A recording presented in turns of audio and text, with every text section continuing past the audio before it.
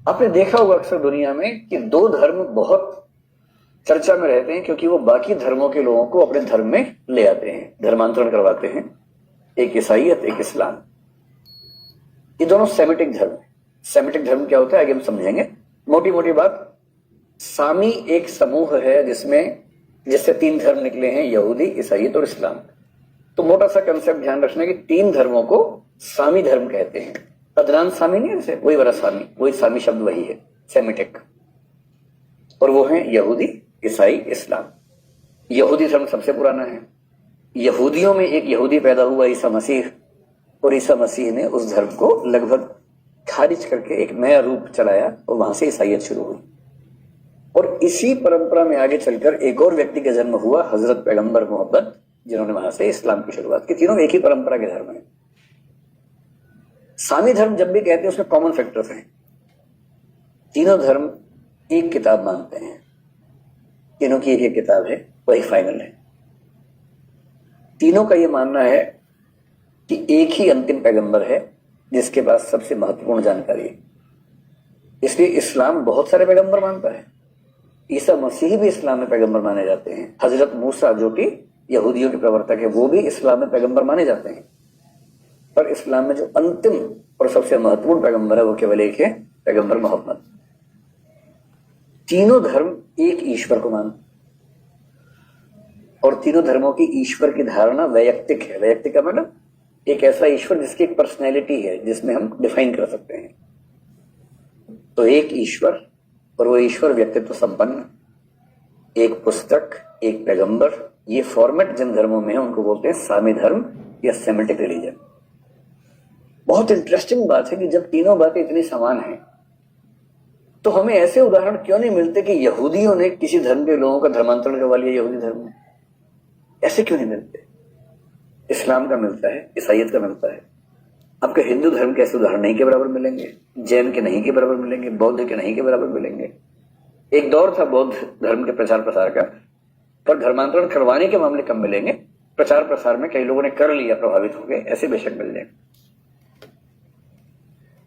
इसके पीछे एक बड़ा मजेदार तथ्य है। ईसाई धर्म के कुछ लोगों का मानना है कि दुनिया में जितने लोग बाकी धर्मों में हैं वो गलत रास्ते पे हैं, उनको सही रास्ते पर लाना हमारा धर्म है, हमारा कर्तव्य है।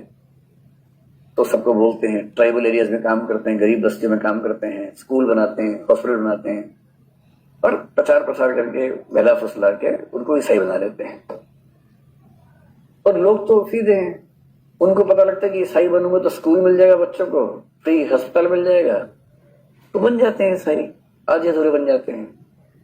नाम क्या होता है? पहले नाम था राम सेवक चौधरी, अब नाम क्या हो गया? राम सेवक माइकल। ऐसा ऐसा होता है कि नाम का एक हिस्सा हिंदू, एक हिस्सा ईसाई चल रहा है।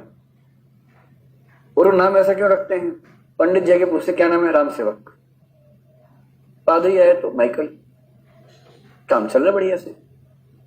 कमरे के अंदर भगवान जी की मूर्ति है, प्रतिमा है, उसके पीछे ईसा मसीह भी लगा रखी है। पंडित जी है तो भगवान जी ऊपर कर दिए, ईसाई वाला है तो ईसा मसीह सामने रख दिए। तो अपना काम चलाते हैं कि हमें फायदा मिल जाए। पर 2-3-4 पीढ़ियां होते होते धर्मांतरण का असर पूरा हो जाता है। फिर वो पूरा परिवार, पूरा समाज एक नए धर्म को मानने लगता है। ये प्रोसेस है कि धर्मांतरण कैसे समाजों में होता है।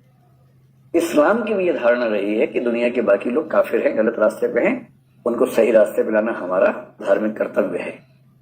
और कुछ लोग कहते हैं कि जिहाद का मतलब यही है कि जो लोग इस्लाम को नहीं मानते उनको खत्म करेंगे, और जो मान सकते हैं उनको मानने के रास्ते पर ले आएंगे। यहूदी क्यों नहीं करते? क्योंकि यहूदी लोगों का एक अलग ही विश्वास है। वो मानते हैं कि हम ईश्वर की चुनी हुई कौम हैं, बाकी लोग इस लायक ही नहीं है कि यहूदी बन सके।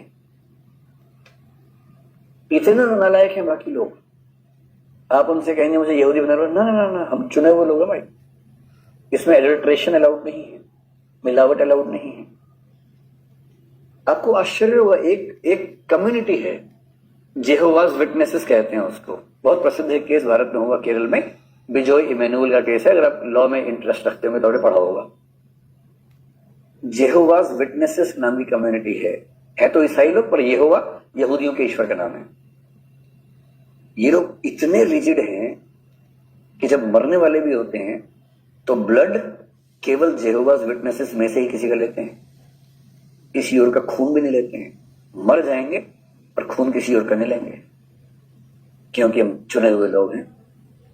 खून कहीं और से कि मिलावट हो गई, तब मैं आधा भगवान आधा शैतान हो गया, अब तो मैं कैसे काम चलेगा।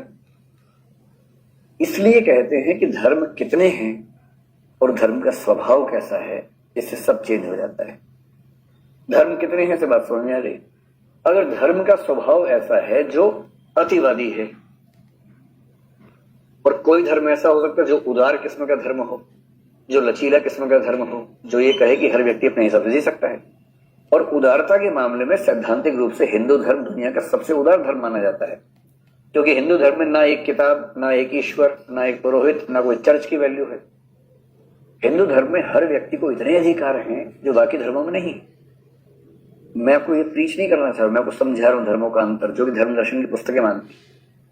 आप ईश्वर में भी चॉइस है आपके पास। आप कहें कि मैं युवा हूं, मुझे कृष्ण जी अच्छे लगते हैं, ठीक है भाई, अभी कृष्ण जी वाला समय चल रहा है आपका, बाद में राम जी वाला समय आ जाएगा, अंत में शिव जी का नहीं है। तो जब तक शिव जी का समय नहीं आ रहा तब तक कृष्ण और राम कर लीजिए। हिंदू लोग छोटे छोटे बच्चों को जन्माष्टमी में सब बच्चे कृष्ण बनाए खड़ा कर देते हैं। आप छोटे छोटे बच्चों को सब कृष्ण बन के घूम रहे हैं, उनकी सहेलियां राधा बन के घूम रही हैं, क्योंकि उस उम्र में राम सीता बनाने में वो बात नहीं आएगी। अभी तो चंचल होने का उम्र है, तो कृष्ण बनाते हैं बच्चों को। लेकिन जब बच्चा बड़ा होता है फिर लोग कहते हैं अब तुम राम बन जाओ, हमारा ध्यान रखना, बल्कि श्रवण कुमार बन जाओ। ये चॉइस दुनिया में किसी धर्म में नहीं।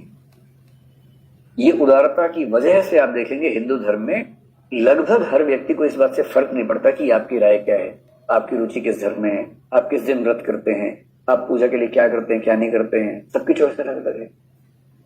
इसका नुकसान भी है, एकता पैदा नहीं होती, बिखरा हो जाता है। तो यदि धर्म की प्रकृति उदार है तो वहां क्या होगा, चिंतन की स्वतंत्रता होगी। कोई आपको बिना बात के परेशान नहीं करेगा, आपका अपना रुझान है, जैसा आपका मन करता है कर लीजिए। तो कुल मिला के स्वतंत्रता का भाव होगा। और यदि अतिवादी है, रिजिड है, रूढ़िवादी धर्म है, तो इसका मतलब है कि वहां आपको आज्ञा पालन करना होगा। ज्यादा सोचने वोचने का अधिकार नहीं है, ज्यादा सोचा तो पत्ता साफ।